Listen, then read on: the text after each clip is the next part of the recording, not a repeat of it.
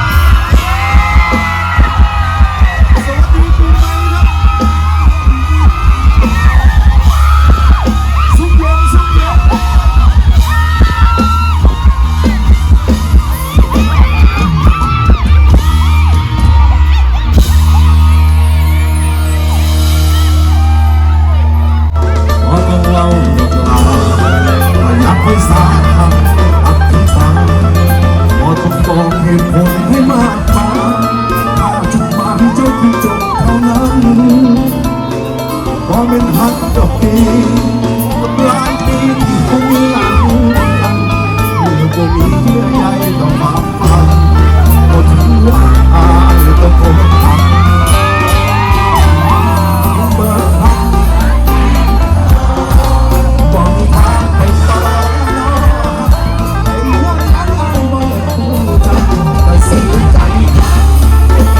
ที่ผ่านไปที่ผ่านมา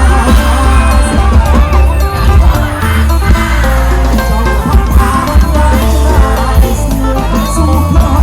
ไม่เหนื่อย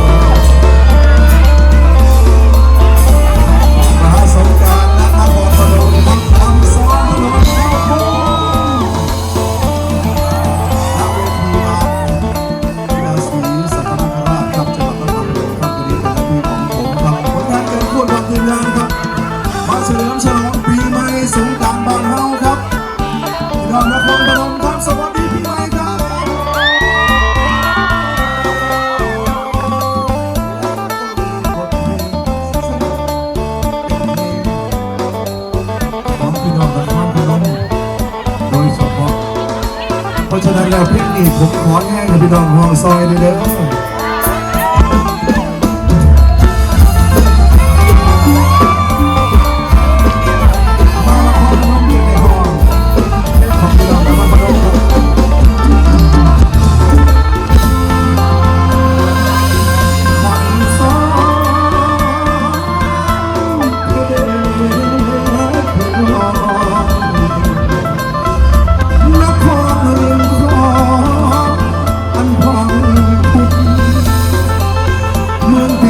สามอย่างมันเป็นที่สุดโอ้อยู่แห่งเดียวกันหนึ่งคือพระธาตุพนมทะเลคงสองคือสะพานข้ามโขงที่สว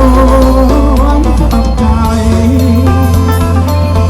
งามแน่นอนงามบ่ครับผู้สาวนครพนมงามบ่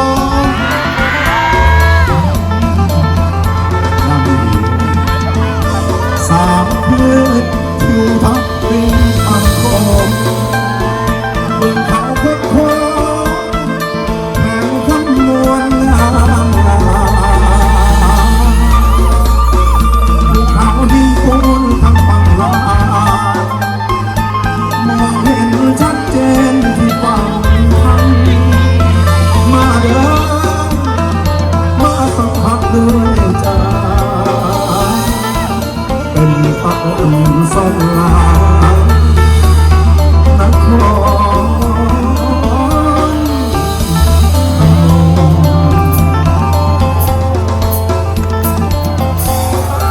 เดี๋ยวนะมุขกันนะครับ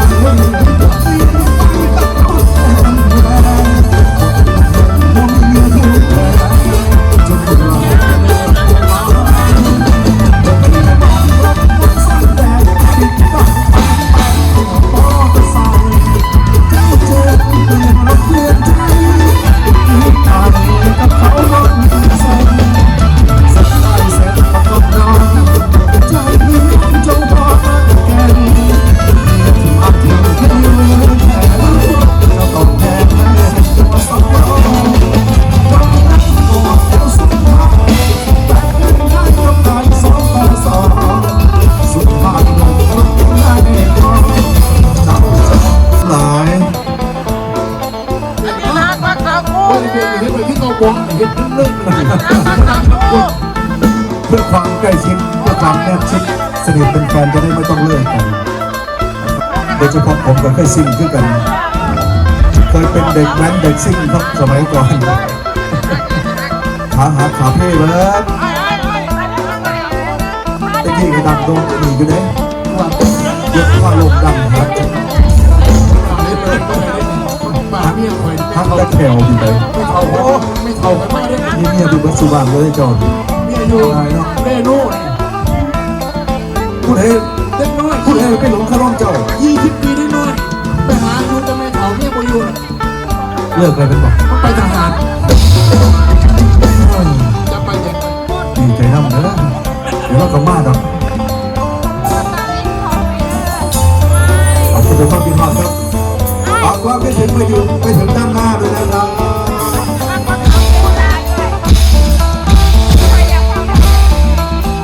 ดูไปยันบนชอบขึ้นมาก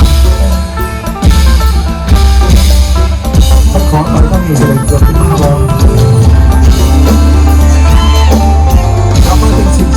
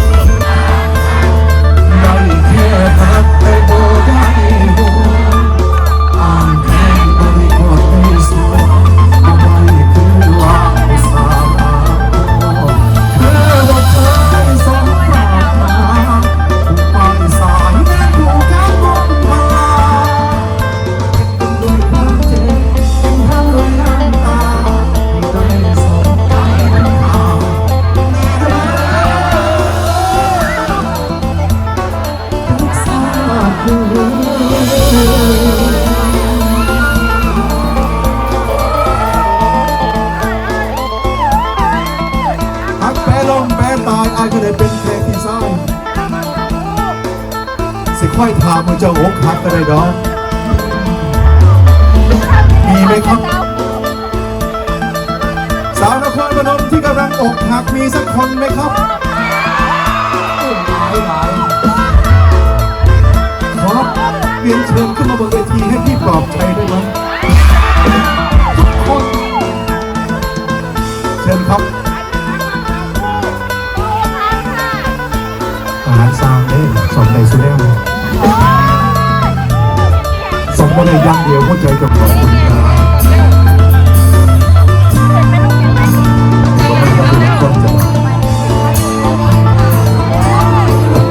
ผมสิได้ยืมเสียงฟ้าจากทีก็ใช้เมื่อ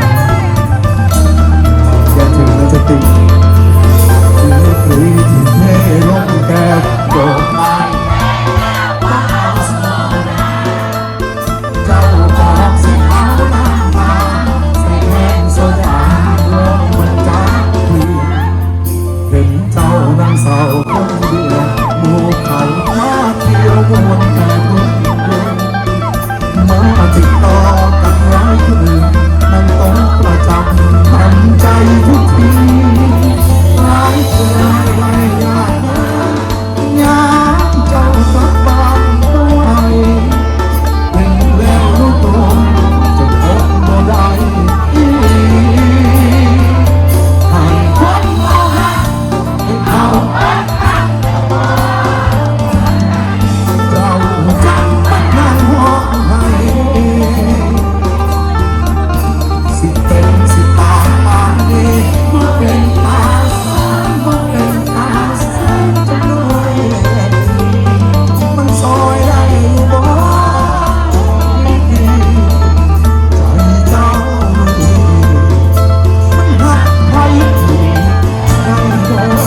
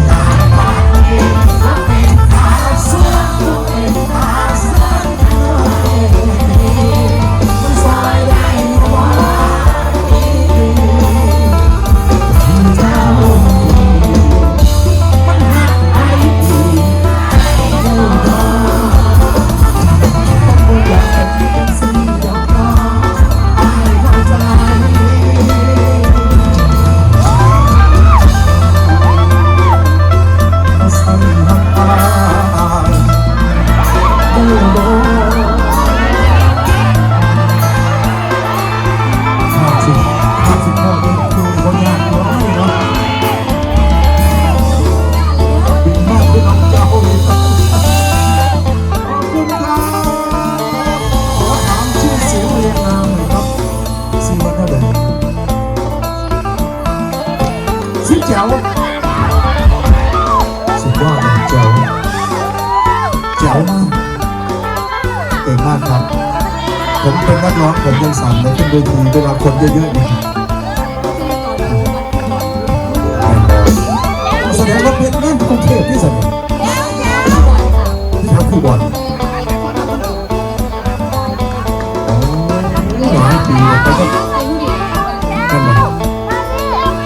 มีแฟนเหรอครับมีคนถามว่ามีแฟนหรือยังไม่เคยมีก็จิมาคืออ้วนๆก็คุณไม่อ้วนเลยครับ